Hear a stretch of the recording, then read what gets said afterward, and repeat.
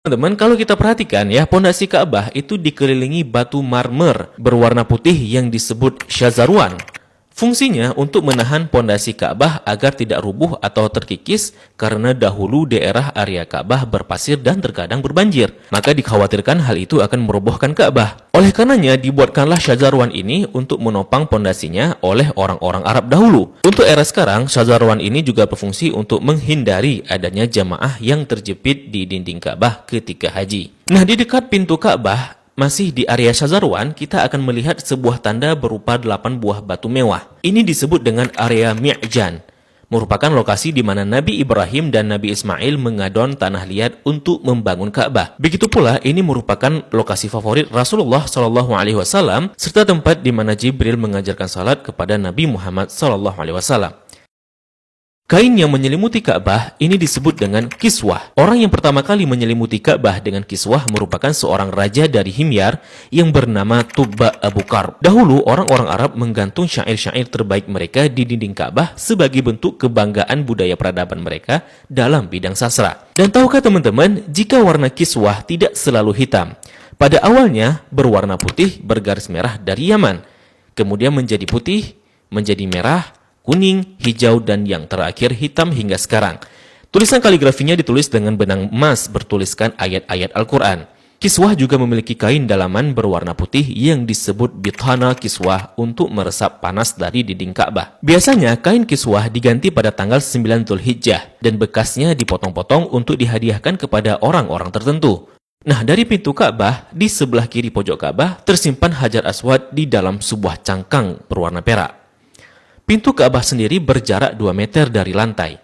Pada awalnya teman-teman, pintunya sejajar dengan lantai.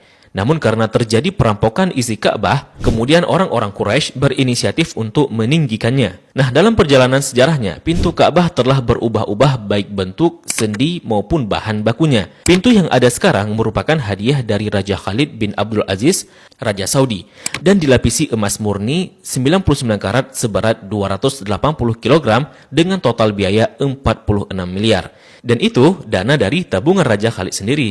Nah, pintu ini memiliki kunci dengan desain klasik dan secara turun-temurun sejak dahulu kala dipegang oleh keluarga keturunan Qusay bin Kilab bin Murrah. Dan pintu ini hanya dibuka 2 kali selama setahun, yakni pada awal bulan Sya'ban dan awal bulan Zulhijjah untuk dibersihkan. Dan untuk memasukinya diperlukan tangga portable. Dalam Ka'bah sendiri tidak memiliki lampu, sehingga ketika memasuki Ka'bah maka akan diterangi dengan penerangan dari luar.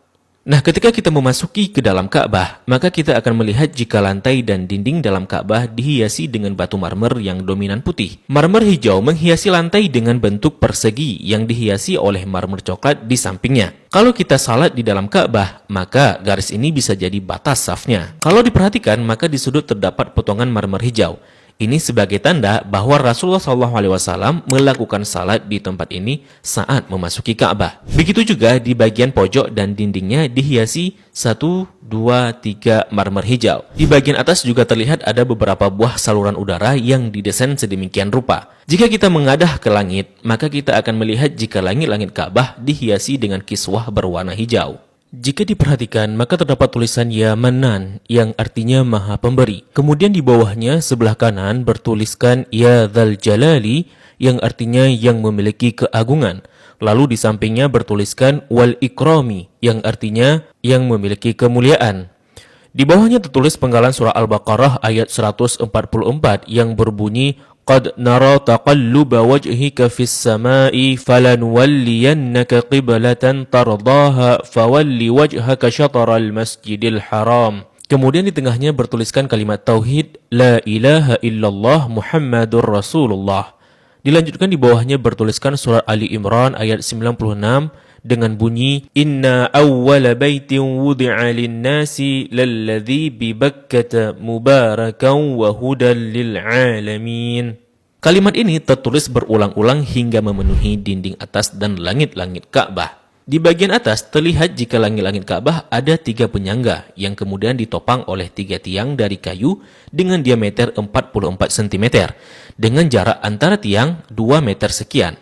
Tiang ini dihiasi dengan 6 hiasan cincin terbuat dari emas.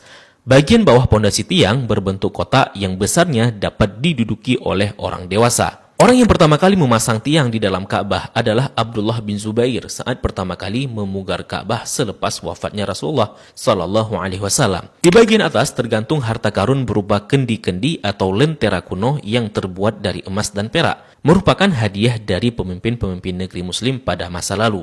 Kalau ditanya, kenapa kendi-kendi ini masih digantung? Ini merupakan tradisi yang sudah ada sejak masa silam. Nah, di bawahnya, tepatnya di antara tiang, terlihat sebuah meja heksagonal berwarna putih dengan atasannya dihiasi marmer hijau. Memiliki kabinet penyimpanan dengan 2 pintu dan 4 engsel. Memiliki 2 pegangan. Ini berfungsi untuk menyimpan bukhur dan minyak wangi seperti kasturi, ember, gaharu, dan sebagainya yang nantinya digunakan untuk mencuci dan membersihkan Ka'bah. Dan ini merupakan wadah untuk menaruh wangian. 2 sisi dinding Ka'bah terdapat 1, 2, 3, 4, 5, 6, 7, 8, 9, 10 buah plakat yang tertempel di dinding Ka'bah dengan warna yang berbeda dan terbuat dari batu alam. Salah satu yang mencolok adalah plakat yang tepat berada di depan area Rasulullah SAW. Plakat ini berisi kaligrafi dengan style kufik murabba yang tertulis La ilaha illallah Muhammadar Rasulullah. Selain itu juga ada plakat lain yang berisi maklumat mengenai renovasi Ka'bah oleh Raja Khalid bin Abdul Aziz. Sepertinya plakat lain juga berupa maklumat renovasi Ka'bah oleh pemimpin-pemimpin Muslim sebelumnya. Di sampingnya terdapat sebuah pintu yang disebut pintu At-Taubah yang sepenuhnya dihiasi dengan emas murni. Di belakang pintu ini ada sebuah tangga yang mengakses ke atas Ka'bah. Dari atas dapat dilihat jika ada pengait untuk mengikat kain kiswah dari atas. Dan bahkan kita bisa juga salat di atas Ka'bah. Jika Ka'bah tidak diselimuti kiswah, maka penampakannya akan seperti ini. Nah, kiswah Ka'bah akan diganti setahun sekali dan harganya mencapai 50 miliar dengan berat 650 kg. Kiswah juga berfungsi untuk menghindari dinding Ka'bah dari keretakan akibat panas matahari. Nah, inilah gambaran dari Ka'bah dan apa-apa saja yang ada di dalam Ka'bah.